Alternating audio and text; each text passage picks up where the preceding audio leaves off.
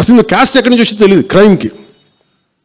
So అందుకని మేము being లీడర్ని చాలా సెన్సిటివ్గా మాట్లాడాలి. మరీ నేను మిగతా వాళ్ళు గబుకుని మాట్లాడేసి గత ప్రభుత్వ నాయకులు మాట్లాడేసి వెళ్ళిపోవచ్చు, ఈజీ అది. కానీ నేను అలా మాట్లాడకూడదు.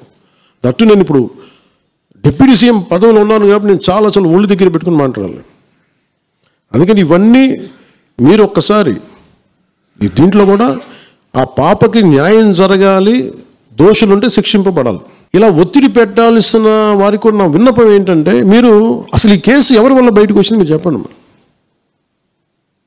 సో మా త్రికరణ శుద్ధిని, మా చిత్తశుద్ధిని మీరు తక్కువ ఎంచినా. ఇక్కడ కేసులు వాళ్ళు కూర్చోబెట్టి నేను వెళ్ళి సాక్ష్యాధారాలు నేనేం క్రియేట్ చేయలేను. అక్కడ గత ప్రభుత్వం చేసిన తప్పులు కొనేసారు వీళ్ళు చాలామందిని. మరి ఏం కొన్నారు, ఎలా కొన్నారు, దీని మీద కేసు పెట్టాలి. ఇది లెట్ ఎంటైర్, ఇది నా ఒక్కటి కేసు కాదు, ఇది ఎంటైర్ సొసైటీకి ఇది సిచ్యువేషన్.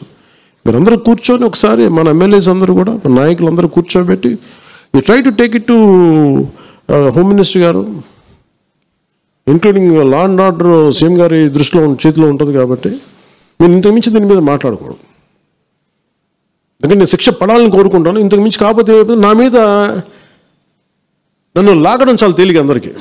ఎందుకంటే నేను మెత్తని మనిషిని కదా, నా మీద రాళ్ళు వేసేయండి ఈజీ, నా చొక్కా పట్టుకొని ఈజీ. అదే గత ప్రభుత్వ ముఖ్యమంత్రిని పట్టుకోమని చెప్పండి, ధైర్యం కూడా చేయరు, ఇప్పటికీ ధైర్యం చేయరు. ఎందుకంటే వాళ్ళ మనుషులు ఇళ్లలోకి వచ్చి కొడతారు, క్రిమినల్స్ వచ్చి ఇళ్లలోకి వచ్చి కొడతారు, చంపేస్తారని భయం.